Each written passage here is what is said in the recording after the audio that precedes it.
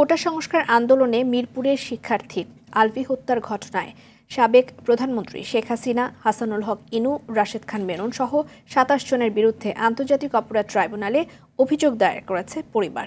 এদিকে চট্টগ্রামে কলেজ ছাত্র আকরাম হত্যার ঘটনায় শেখ হাসিনা, ওবায়দুল কাদের সহ ১০৮ জনের বিরুদ্ধে মামলা হয়েছে।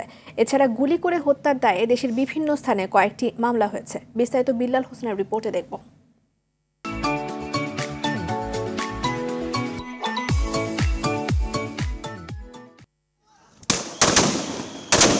কোটা সংস্কার আন্দোলন দমনে শেখ হাসিনা সরকারের নির্দেশে ১৬ জুলাই থেকে ৫ আগস্ট পর্যন্ত শিক্ষার্থী ও সাধারণ মানুষের উপর নির্বিচারে গুলি করে পুলিশ। এতে মৃত্যু হয় প্রায় ৬ শতাধিক ছাত্র জনতার।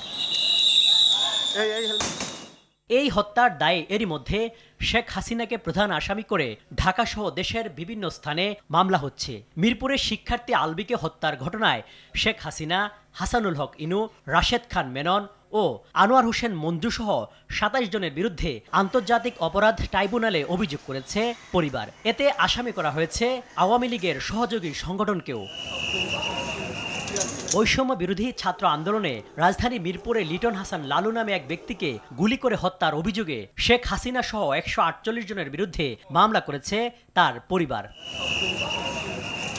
এদিকে কুমিল্লার কোটবাড়িতে মাসুদ মিয়া নামে এক যুবক নিহতের ঘটনায় সাবেক সংসদ সদস্য আকম বাহাউদ্দিন বাহার ও তার মেয়ে কুমিল্লা সিটি মেয়র তাসনিন বাহার সূচনা সহ ৬২ জনের নাম উল্লেখ করে সদর দক্ষিণ থানায় মামলা হয়।